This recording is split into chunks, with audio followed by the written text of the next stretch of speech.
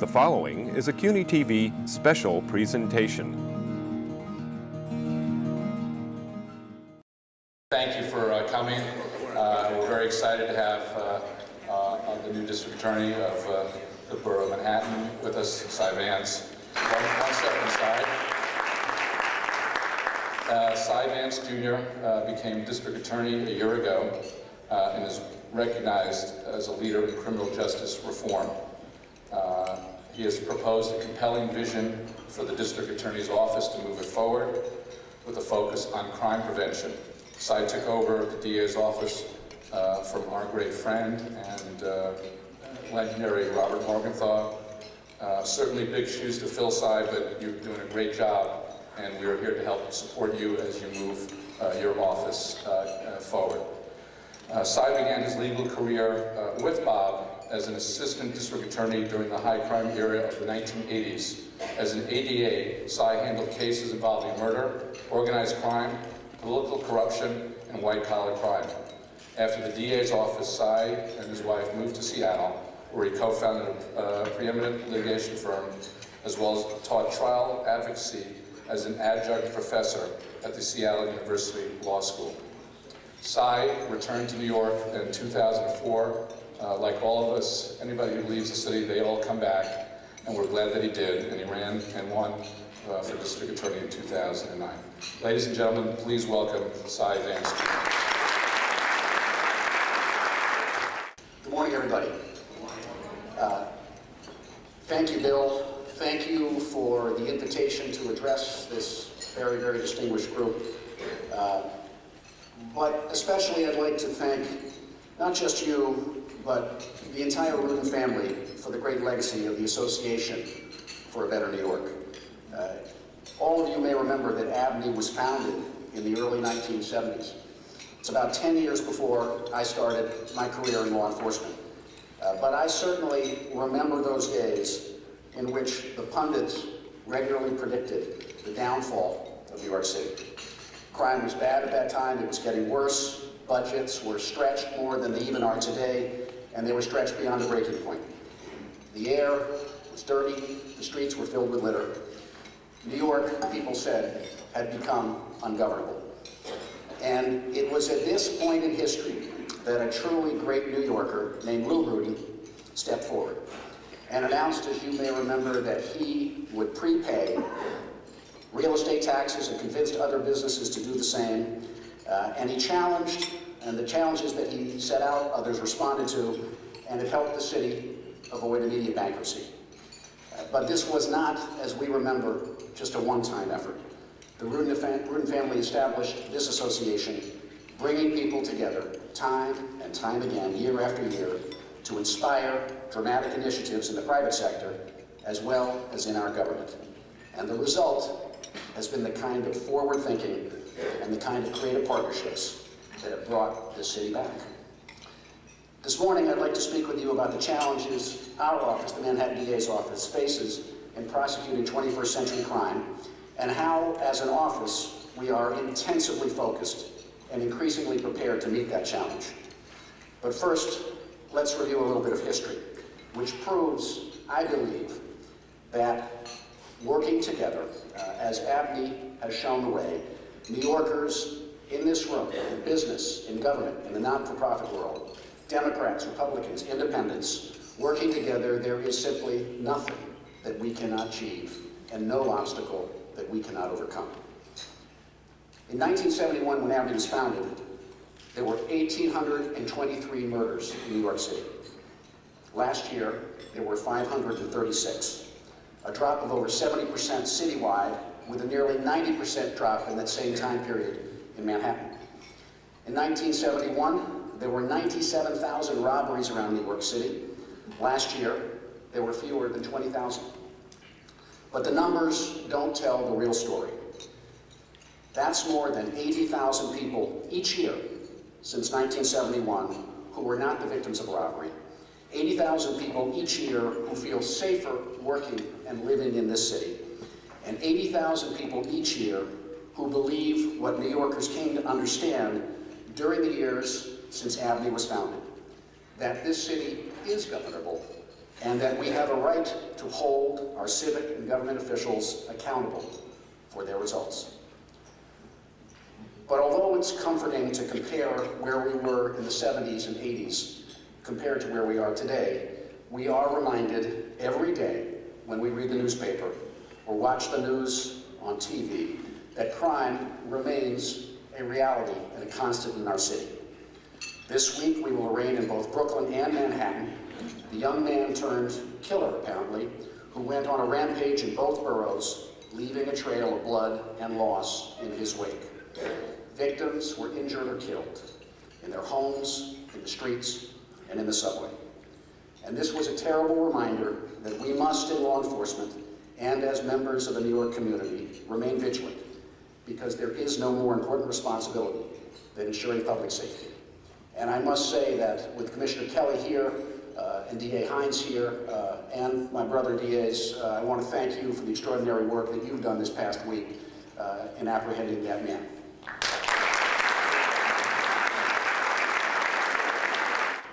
Nowhere is the crime challenge, in my opinion, greater than Manhattan, because we in Manhattan are confronted with a breadth, variety, and complexity of cases unlike any other place in the country. Our office prosecutes roughly 110,000 criminal cases each year, ranging from pickpocketing to murder, identity theft to major financial institution frauds and securities frauds. And while certainly not every case involves serious violent crime or complex fraud, our challenges are simply unparalleled. To give you a point of comparison, last year the Manhattan District Attorney's Office, and Joe Hines appreciates this, handled more, because he has the same volume that we do and even higher, handled more criminal cases than all of the criminal cases filed by the United States Department of Justice nationwide. In the area of fighting white-collar crime, the Manhattan District Attorney's Office has always been a leader. Last year, for example, we prosecuted a $100 million mortgage fraud ring, one of the largest mortgage frauds uncovered since the recent economic crisis. And the lead defendant, one of 20 people convicted, was just sentenced to 8 1/3 to 25 years in state prison. Last year, we tried and convicted on state racketeering charges the Test Rail Company and several of its executives for a dangerous and an elaborate scheme to falsify test results for concrete and steel in the construction of major landmarks around New York City, like Yankee Stadium. And last July, we announced a deferred prosecution agreement excuse me, with Barclays Bank in the amount of $149 million. Those funds from that settlement helped us deliver, in total, $400 million to the city and state of New York in 2010 alone. That is nearly 5 times the annual budget of our office. And I even think Lou Rudin would say that you couldn't find a better return on your investment.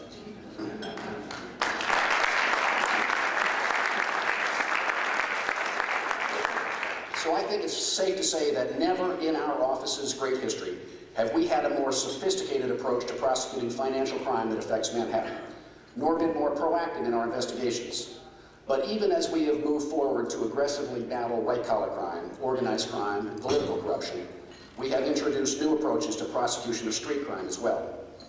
For example, we've created a new intelligence-driven prosecution model working very closely with the NYPD that I believe is going to have great results for our prosecutor's office.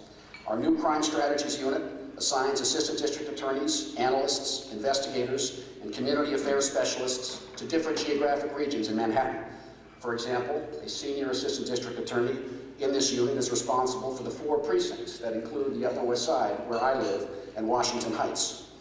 And these assistants are tasked with knowing everything that is going on in the neighborhoods, working with the NYPD, including crime trends, the locations overrun by violent crime, and the gang members and the dangerous individuals who are behind the violence. In short, the focus is on identifying the people, and we know it is usually a relatively small number of repeat offenders who cause a disproportionate amount of crime, and the places, which we call hotspots, where organized violent criminal activity is prevalent or increasing, and to assign teams of prosecutors to dismantle those gangs and the individuals behind them. One of the great ironies of law enforcement is that the best detectives in the world might search in vain for a person of interest in a homicide, only to learn that that person tried to beat the subway fare, got arrested, arraigned, and released, even before the detectives could be notified. And so our Crime Strategies Unit has put into place a computerized notification system, like a Google alert, that sends a message to my assistant's BlackBerries, which, by the way, we introduced office-wide just last year, as soon as a person of interest has been arrested. And that gives us an opportunity, working with the police, to question suspects or witnesses, and importantly, it also enables us to bring more information to our bail application in our arraignment courts. But our crime strategies are by no means limited to computers and PDAs. At least as important is the human element. Community leaders and police always need a person to call. And that person has to be not just someone assigned to answer a phone, but someone who is held responsible for following up on the information, formulating effective strategies, and getting results. Already, the Crime Strategies Unit is making a difference. And one case comes in mind to illustrate its success. In July 16 of last year, there was a man named Naeem Jabbar who bumped into a man in Midtown Manhattan and then claimed to this unsuspecting man that the man had broken Jabbar's glasses. And Jabbar aggressively demanded money for the glasses, and when the victim handed him $40, Jabbar demanded 60 more, which the victim paid. As it turns out, Jabbar had been arrested plenty of times before. He had 40 previous misdemeanor convictions and had never received more than 5 months in jail. He cycled through misdemeanor court and went back to the streets, shaking down tourists and residents, making them feel unsafe and unwelcome in our city. But by this arrest, the Crime Strategies Unit was already familiar with Mr. Jabbar, and so his arrest triggered an alert on our CSU system. And quickly, the assistant handling the case, together with the police, had the information she needed to prove that this was not just a street scam. It was a robbery. It was a mugging disguised as a street con. So we immediately knew this was not a case susceptible to plea bargaining. We secured an indictment for felony robbery and a conviction after trial for that robbery, and Mr. Jabbar was recently sentenced to 3.5 years to 7 years in state prison. And if you ask, why should someone who commits 40 misdemeanors not automatically face enhanced punishment the 41st time? I'd say that's an excellent question. And this spring I plan to introduce to the legislature a proposal that would, under very carefully subscribed circumstances, enable us to enhance the potential penalties for career misdemeanors to felony levels. Our greatest focus in the Crime Strategies Unit is on violent activity, often associated with gangs and drugs, which have a devastating impact, as we all know, on our communities. Statistics reveal part of the problem. In 2010, there were 36% more shooting incidents reported in Manhattan than in 2009, and 27% more shooting victims. Shooting homicides increased 31% year over year in Manhattan. And of the 320 defendants indicted last year by our office for carrying loaded weapons, disturbingly, 96 of them, nearly 30%, were 18 years or younger. Kids who should be going to college, not to prison. But again, the statistics speak only in cold and abstract numbers. We need, as a community, to translate those numbers to human terms to understand the impact of violence on our county.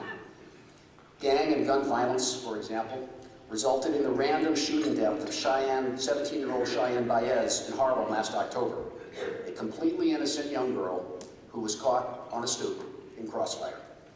And gunfire several weeks ago in East Harlem from a semi-automatic missed the intended target and struck a 13-year-old seated in a nearby minivan. When I travel around Manhattan as the district attorney, I see evidence of violence in our communities with my eyes too. Just 2 weeks ago, I attended services at the Elmendorf Reformed Church in East Harlem. But to enter the sanctuary, I had to walk around the yellow tape and plastic evidence markers left by crime scene detectives from a shooting earlier that morning. That same week, only a block away from the Elmendorf Church, I hosted a town hall meeting to talk about crime issues. And 15 minutes after I left that meeting, gunfire and violence erupted on the same block where I had just met with community leaders and residents. Every day, I sit with prosecutors in my office from our Crime Strategies Unit, who work with other talented prosecutors in my office, and hand in hand with the best police department force in the United States. to focus on how we can identify and aggressively target gang-related crews who have brought guns, drugs, and gang violence into our identified hotspots in Manhattan. Many use violence to protect their narcotics trafficking business. They fight with rival gangs. They use children under 16 to package and carry their drugs. And they use girls to hold the guns because they are less susceptible to suspicion and arrest. Our focus, however, today's focus is just the beginning. We have assigned teams of prosecutors to build cases against those who are driving the crime up in those areas and intend, one by one, working with the police to take them down. Our intelligence-driven prosecution model is just one example of new approaches to crime fighting. Another tool that you've all heard about is DNA evidence, but what you may not know is that we are entering a new era of DNA case building, thanks to two sets of technological improvements. First, new DNA techniques permit us, in some instances, to get profiles from infinitesimal traces of biological materials, as small as 1/1,000,000th of a grain of sugar. Second, vast improvements in our computing capacity enable us, where the law permits, to compare a profile recovered from a crime scene to large databases of known subjects. And so we in the Manhattan DA's office have formed a new forensic science cold case unit. And under the leadership of Assistant District Attorneys Martha Bashford and Melissa Morges, longtime prosecutors and national leaders in this field, the unit is now undertaking a large review of unsolved homicide cases with the NYPD. Using the incredible advances that we now have in forensic science, this unit, working with the police, is reviewing 3,000 unsolved homicide cases that stretch back to the 1970s. Shortly after beginning this extensive project, Martha and Melissa began a fresh look at two unsolved cases that have haunted New York since the 1970s. The brutal murders of Cornelia Crilly and Ellen Hover. Despite nearly four decades of investigation, critical evidence eluded the police and prosecutors, and no suspect had been charged. For those of you not familiar with the cases, they had their differences short. Cornelia Crilly was found raped and strangled in her Upper East Side apartment in 1971, while Ellen Hover's body was found dead and abandoned in Westchester in 1977. But these cases had their similarities also.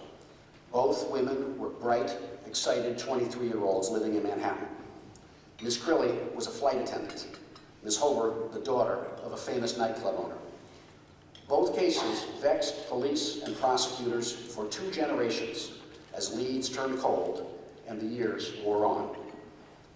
Our cold case unit, working with the police, re-examined the evidence again last year and interviewed more than 100 witnesses here and across the country. And this month, we announced that a grand jury has indicted Rodney Alcala for both of these murders. Now, Alcala is currently incarcerated in California on a series of homicides that he's been convicted for in California. But we have started the extradition process and seek to try him on New York for our pending indictment for these 2 murders that the grand jury found that he committed here. And some have asked me, why bother, considering he is already convicted for homicide in California? And my answer is very simple, because you just don't get away with murder. Just as technological developments have transformed the way we investigate cases in Manhattan, so too has it changed the way crimes have been committed. And chief among these is cybercrime. I have often said that the internet is the crime scene of the 21st century. But it is an unusual crime scene in that criminal and victim can be, and sometimes often are, separated by thousands of miles.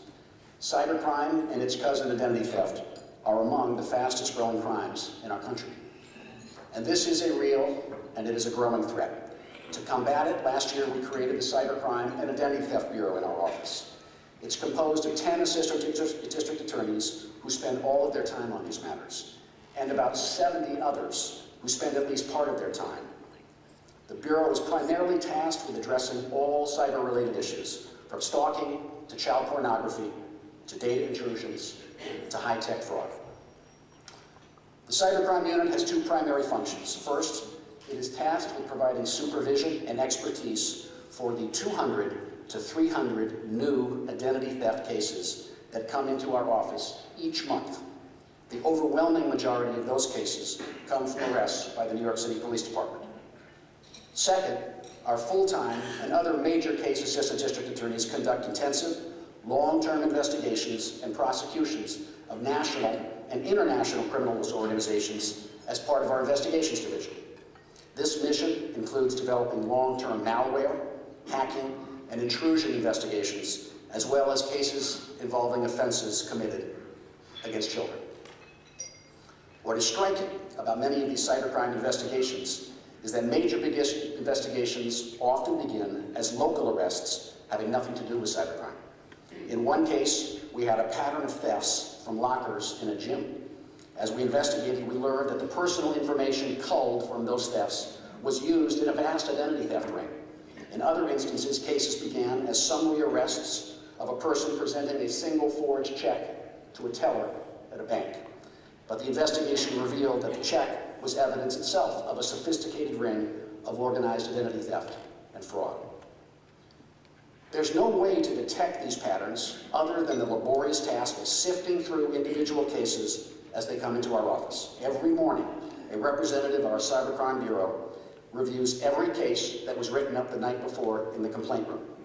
Where the allegations in the paperwork suggest that identity theft may be a motive, or where we suspect that cybercrime may be involved, the cybercrime unit reaches out to the assigned prosecutor to begin to explore the potential outline of the underlying criminality. It is a painstaking task, but we in the DA's office have access to a huge amount of raw intelligence stored in data, and our task is to devote the hard work necessary to make sense of it all. And time again, that work is paying off.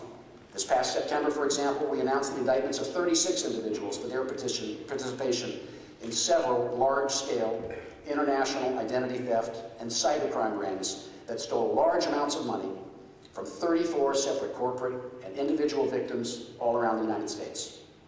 And earlier this month, we announced the indictment of 27 others in connection with a group called S3, a credit card forgery and identity theft ring based in Brooklyn and operating in Manhattan, that compromised hundreds of bank accounts and fraudulently purchased Apple products from stores around the country and then resold them through a fence. But disturbingly, we see an increasing correlation between cyber criminals and organized street crime. When law enforcement executed the search warrants against the S3 members, they just didn't find hard drives, but hundreds of thousands of dollars in hard cash and weapons. When I became the district attorney a little more than a year ago, I promised that I would evaluate everything my office does by answering two questions. Does it make us safer, and is it fair? And implicit in this is a commitment to adopt policies that are forward-thinking and that are proactive. Recently, I visited the Bedford Hills Correctional Facility for women north of New York City. And as I toured the facility, I asked the Commissioner of Corrections, Brian Fisher, what I could do to help him meet the daunting tasks he faced. His reply was, if you can do one thing, Cy, find a way to treat nonviolent, mentally ill offenders in the community rather than sending them to my prisons. The Commissioner's remark identifies one of the most urgent issues we face in our criminal justice system. A recent report from the Department of Justice reveals that nationwide, over 1/2 of the state and federal inmates exhibit symptoms of mental illness, including approximately 1/3 with symptoms of major depression or mania, and approximately 1 in 10 report psychotic delusions. Those nationwide statistics were borne out by what I saw at Bedford Hills and I've seen in other state penitentiaries. Men and women with acute mental illness cycling in and out of city jails and prisons, punished for crimes they did indeed commit, but in many cases as a consequence of serious mental illness. And that is why we propose, and with the support of the Office of Court Administration, now have a mental health court here in New York County. The initiative will divert nonviolent, mentally ill offenders whose evaluations reveal they are susceptible to treatment to a newly designated court. And there, a mental health professional will evaluate the defendant and under the guidance of a specially trained judge and in collaboration with counsel, formulate a course of treatment to meet the needs of the individual defendant. The goal is to provide treatment that addresses and hopefully cures the underlying illness that caused the crime to occur in the first place. And if it's successful, it will reduce the chance of reoffense, which would make us safer, which is the first question I ask in evaluating any program we undertake. Equally important, it is a more fair approach to a complex criminal justice problem than simply warehousing the mentally ill.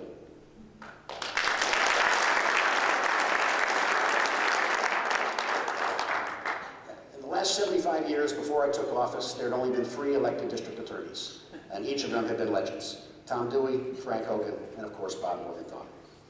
And each of my predecessors, in their own ways, faced complex challenges and adapted and implemented novel strategies to fight crimes that threatened them and us in their tenures in new ways. But no matter the threat and no matter the challenge, we as a DA's office and we as a community can never lose sight of the traditions of fairness, nonpartisanship, and integrity that have defined and distinguished the Manhattan DA's office. And I intend as DA to build on and continue those traditions, and to strive to achieve greater public safety without sacrificing fairness in our criminal justice system. Safety and fairness, these are the foundations of our justice system. They are the twin sides of justice, and they are inextricably interwoven. One without the other, in my opinion, is unacceptable.